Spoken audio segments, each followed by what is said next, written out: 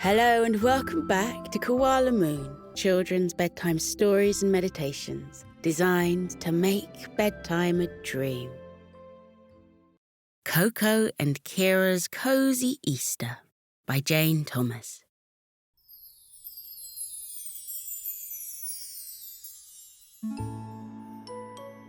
Have you ever woken up so early that you've been able to watch the sunrise?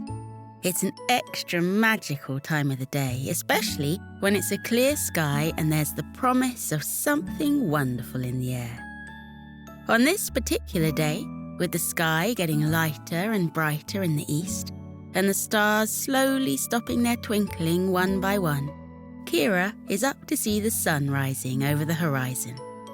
She jumps out of bed and does her best to pad quietly across to the window to watch it properly. But pandas find it hard to be silent, even when they try very hard indeed, and she's woken up Koko too. He's come to investigate, rubbing his big koala eyes with the back of his paws, and yawning and stretching his way into the early morning light. "It's Easter Sunday," whispers Kira as he comes alongside her. Kira has opened the window, and the bird songs are pouring into the room, announcing the arrival of a brand new day. A single owl floats across the tops of the trees, heading home after a night soaring through the skies. "Easter Sunday is my absolute favourite day of them all." Koko raises a little koala eyebrow and decides not to remind his sister that just a few months ago, Christmas was her absolute favourite day of them all.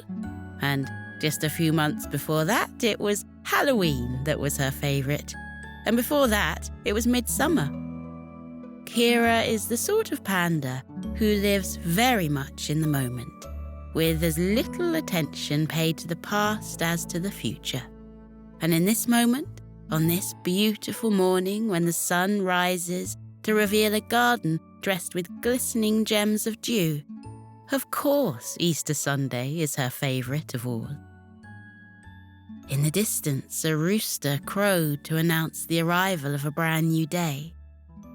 Kira could almost feel the chickens fluffing their feathers in excitement. Easter is, of course, a pretty big day in the chicken calendar, when eggs are needed far and wide. As soon as the hands of the grandfather clock downstairs showed that it was 9 in the morning, Koko and Kira would take their woven baskets and go hand in hand through the forest and down the lane towards the farm. And, as on every Easter Sunday, the farmer's wife would let them fill their baskets with warm eggs picked straight from the straw.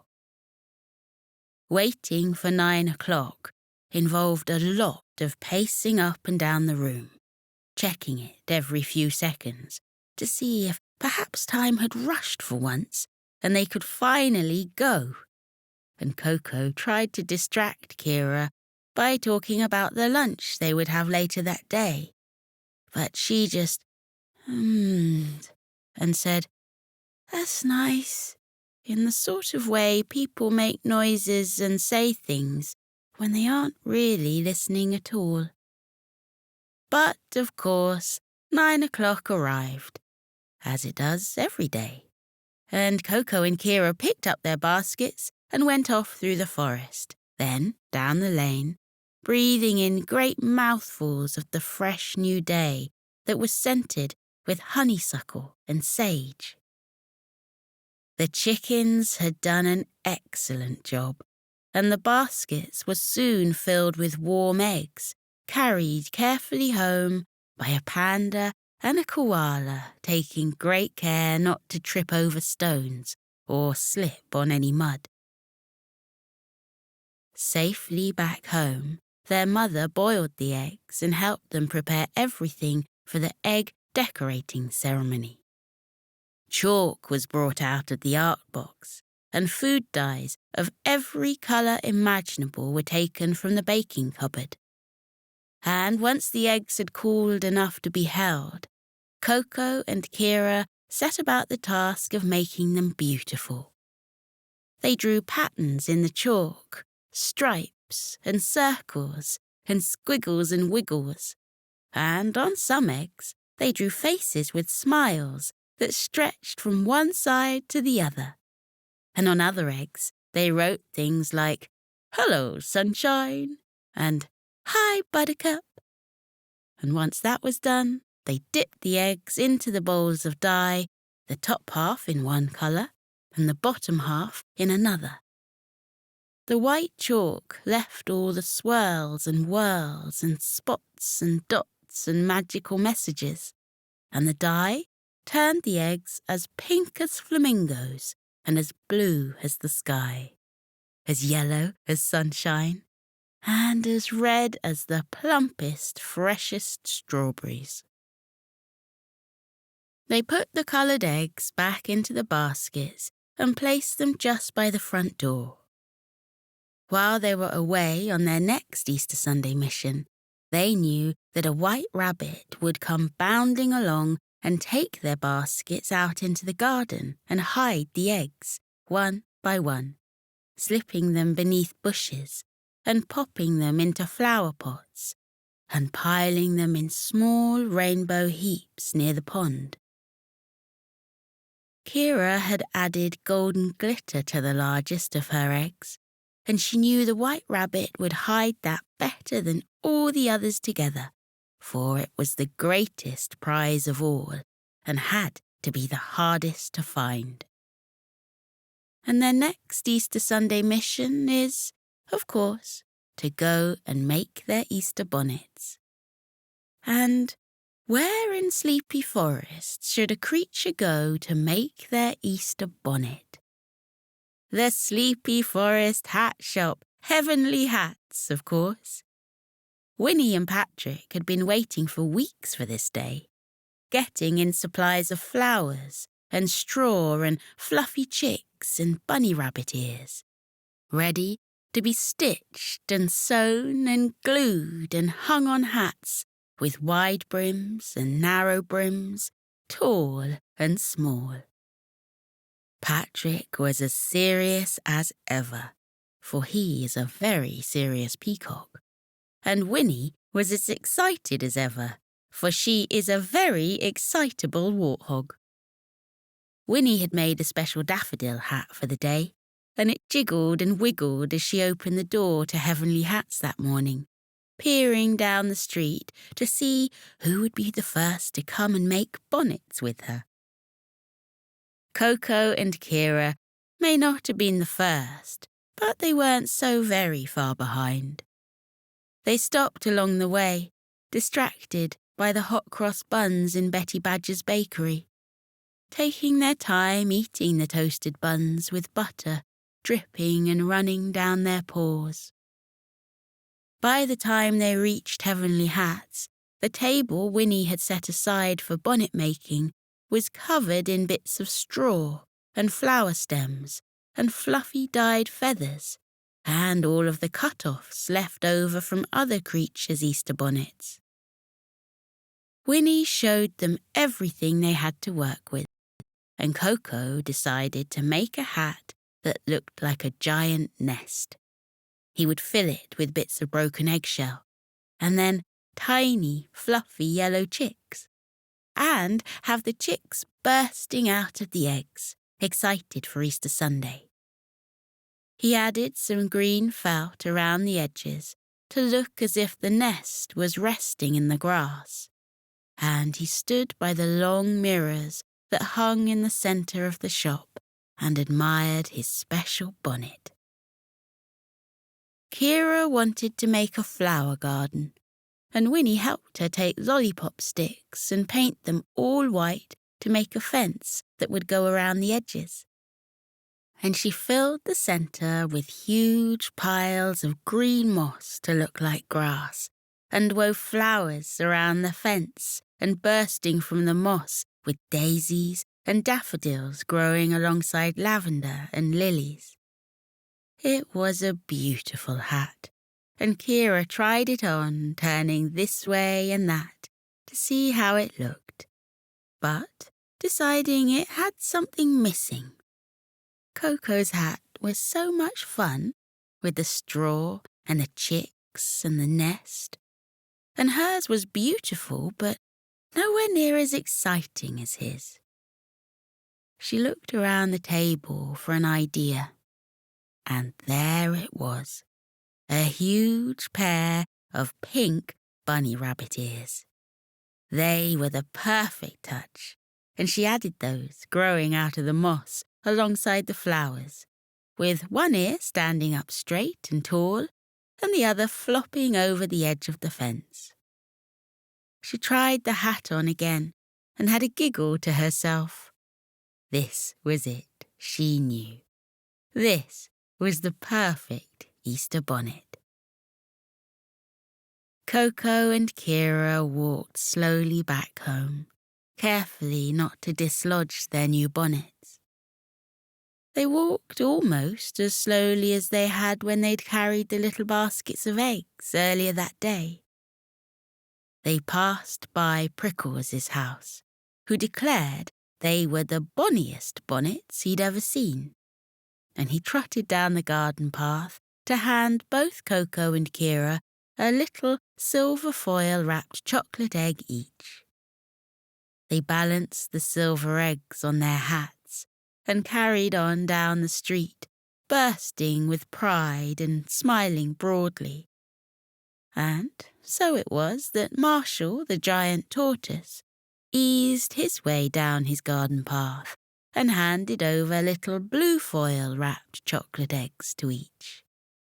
Then Arlo and Louie, the pair of foxes who usually moved too fast to notice anything, gave them both red foil-wrapped chocolate eggs. By the time Koko and Kira arrived at home, they were each balancing 10 little foil-wrapped chocolate eggs on their Easter bonnets and trying very hard indeed not to drop a single one of them. The baskets they had left on the doorstep had been emptied, so the White Rabbit must have been and hidden everything around the garden. The brother and sister carefully removed their bonnets and, one at a time, placed the chocolate eggs into their baskets. They both knew that Kira would eat all of hers by the end of the day, and Koko would still have a few left in a month's time. She found it impossible to wait for treats, while Koko liked to spread his out over as long a time as possible. They were just getting ready for their egg hunt when their mother appeared and clapped her paws together, announcing it was time for Easter lunch. They had quite forgotten. How had they forgotten one of the very best parts of Easter Sunday? Koko and Kira followed her through the house and out onto the back veranda, where a long table had been created by putting lots of shorter ones together, and over it all was a huge white cloth that hung almost to the floor. The table was covered in vases of flowers and colourful bottles that spilled the sunshine out onto the white cloth in beautiful dancing rainbows of light. There were plates piled high with sandwiches and puff pastry tarts, and a huge white bowl of meringue in the very centre of the table was filled to overflowing with fruit.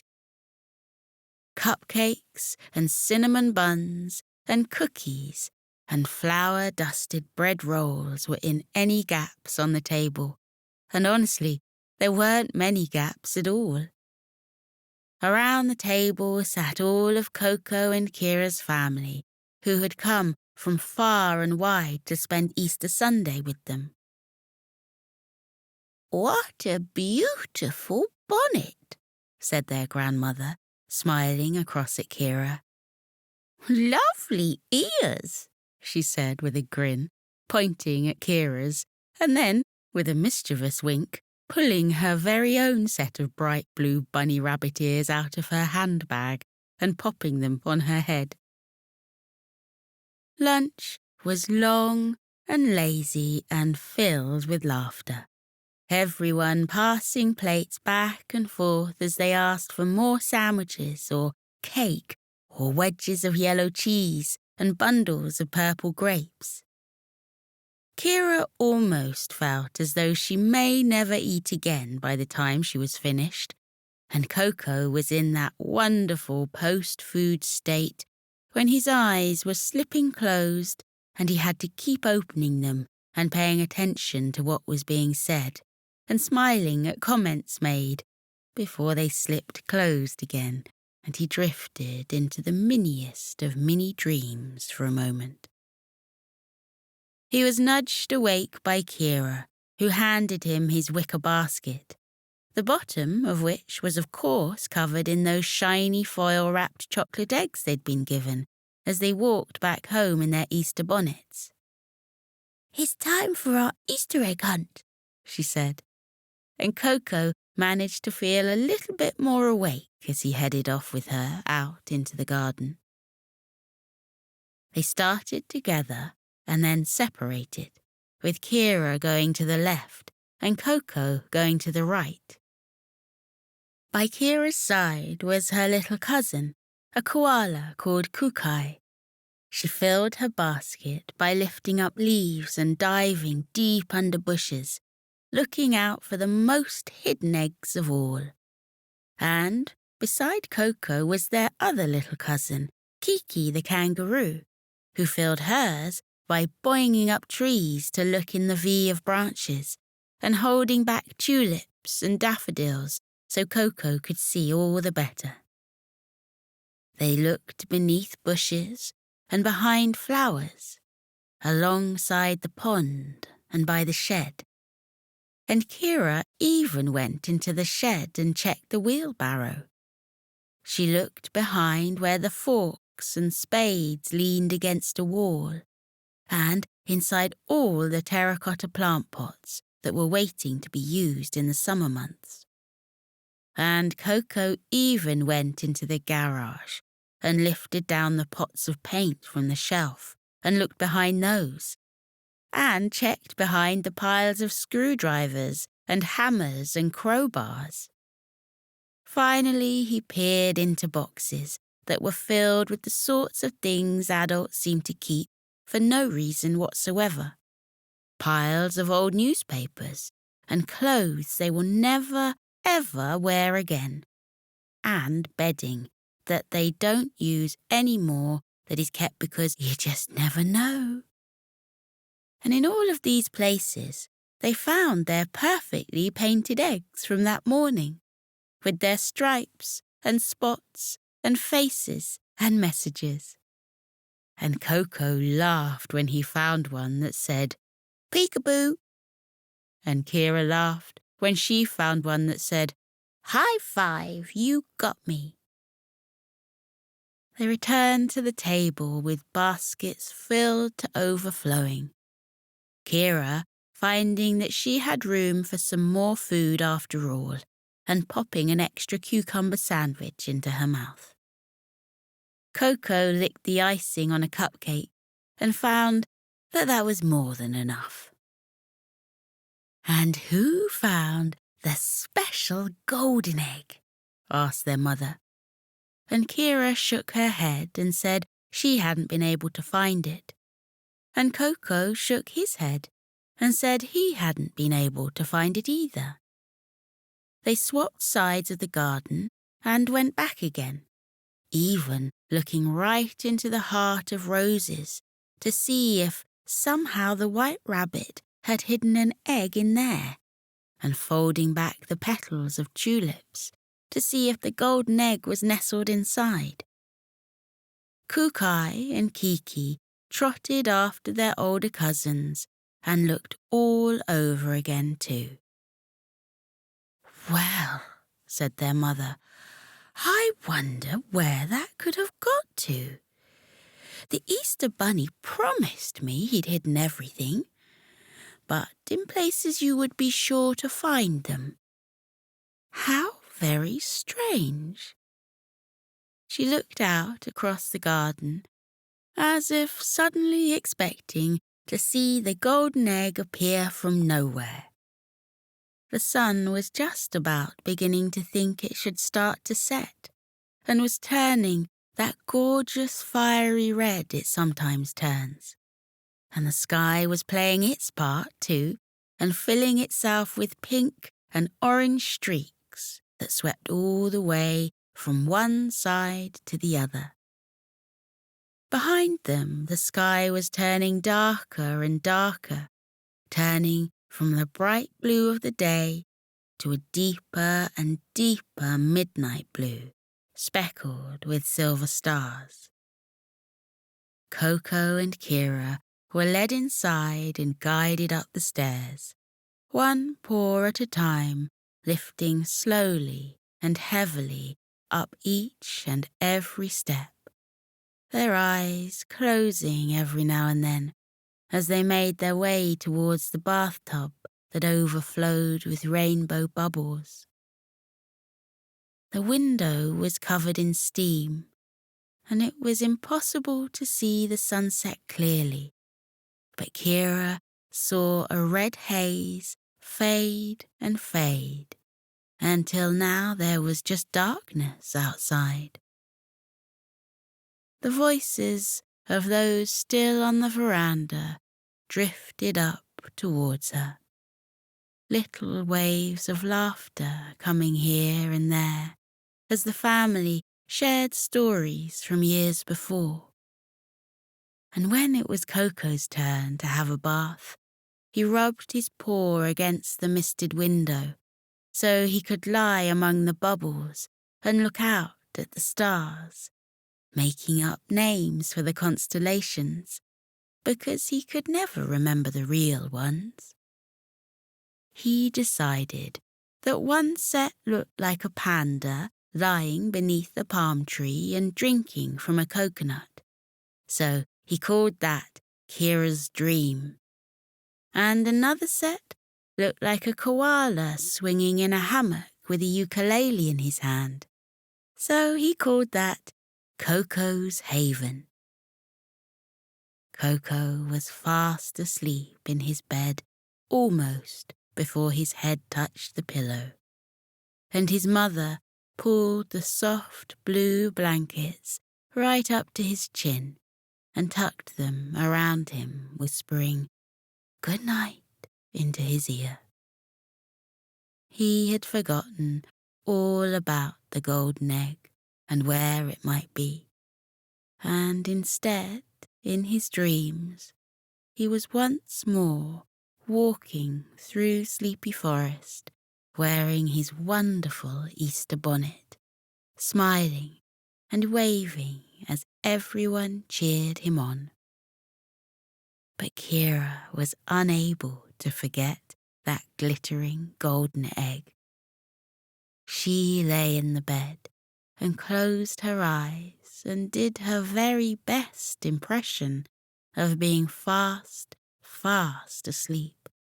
So when her mother came in and whispered good night and pulled the soft purple blanket right up to her chin, she snuggled a little deeper and played the part of a panda who was in the world of dreams. And maybe she did fall asleep, and maybe she didn't. And Kira was never quite sure if what she saw was real or not. For she looked out of the window and saw a huge white owl sweeping past the window, heart-shaped face shining bright in the light of the moon, and in his feet the owl was clasping a glittering golden egg that sparkled more brightly than any star in the sky. The owl flapped his wings and rose higher and higher in the sky, and soon he was joined by two little owls, and they passed the golden egg from one to the other as they flew. rolling it along their wings until it fell from the very tips and was caught on the back of another. And Kira watched as the 3 owls flew high into the darkness until she could barely see them at all, and the golden egg became just another dot, as if it was a star up there in the sky, twinkling brightly with all the others. Maybe the owls would return the golden egg to the garden, and they would find it another day. Or maybe they would leave it out there in the sky for the whole world to see. But now Kira was fast asleep, dreaming of her Easter bonnet and the ear that stood up straight and the ear that flopped and fell over the white fence, and the way the daffodils rose above the moss, and how the lilies and the lavender swayed in a soft breeze. And in her sleep, she wandered through the garden and found eggs that had been hidden by the whitest of rabbits, gathering them into a basket and placing them gently inside with a wish and a whispered dream.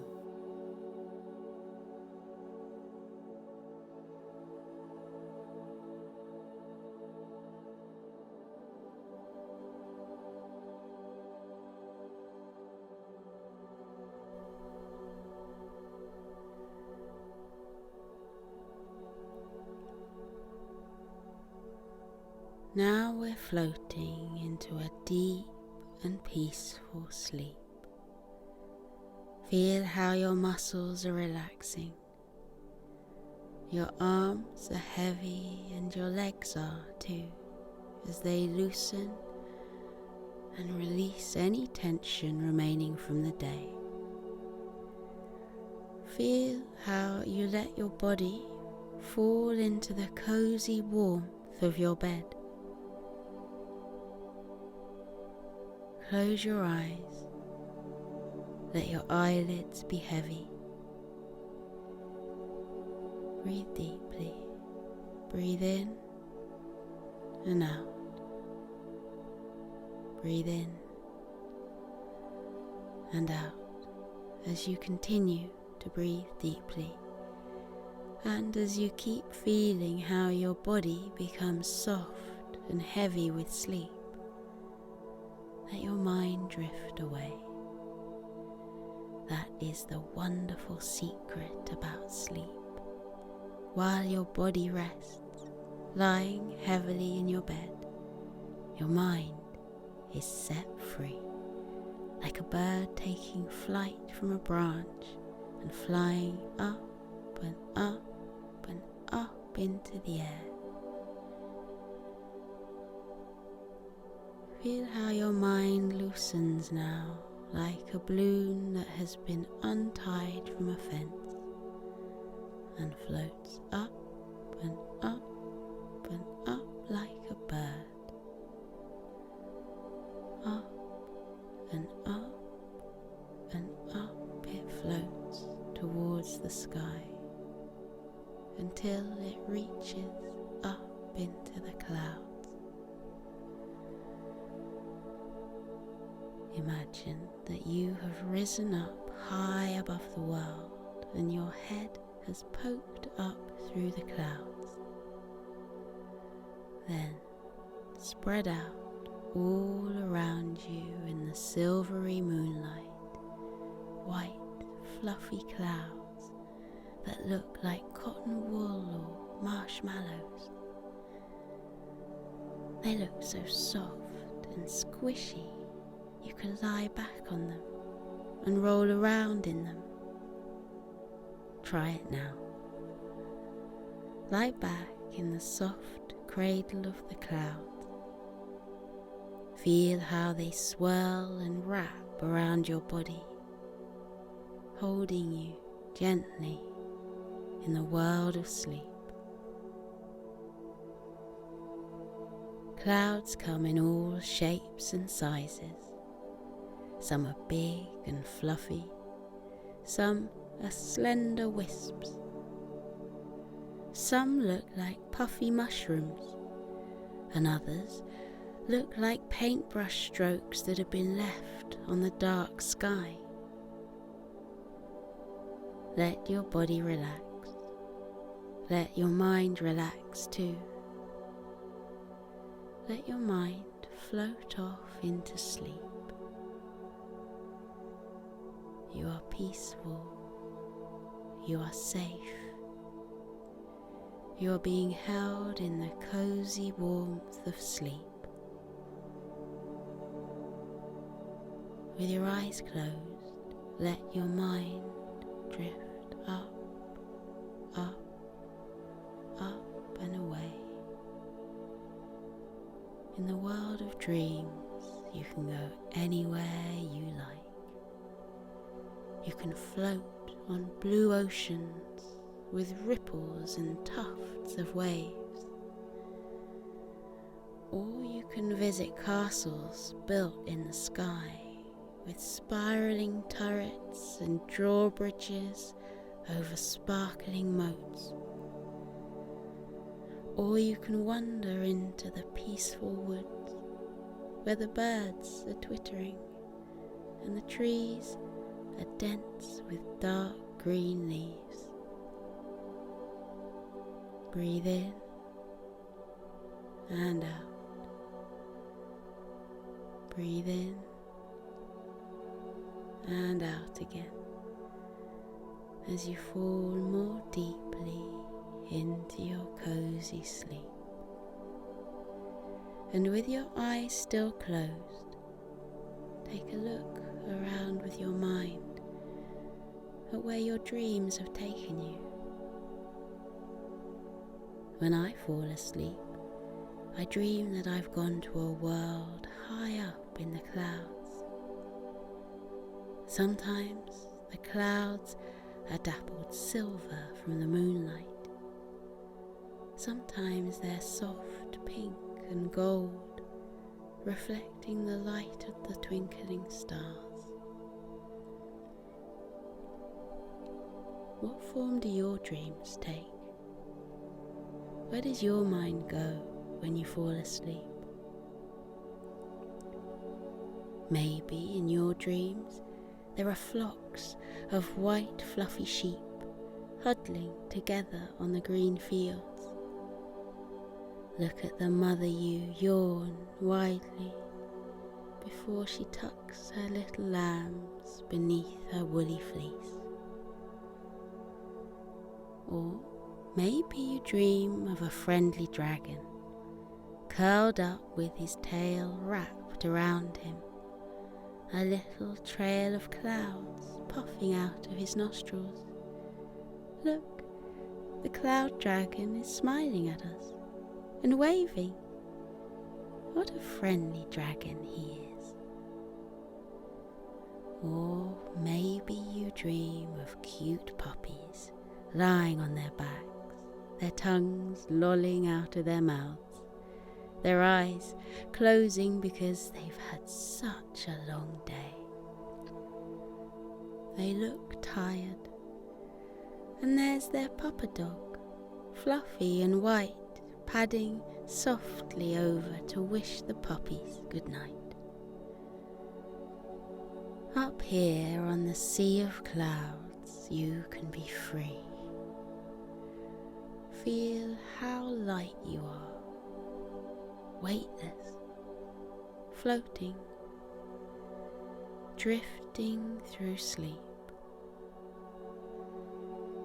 Feel everything heavy from the day lift off you and drift away, taken away by currents until they disappear over the bank of clouds. Any worries you have been having, watch them float away. anything that has been weighing on your mind during the daytime. Now you can let them go and watch them drift away. Your worries are not you. You are not your worries. You can let them go. Watch them float away. Now you are light as air. You are as gentle as starlight. You are as soft as the clouds. Up in the sleepy sky, everything is weightless and peaceful. The clouds stretch out like a sea of tranquility.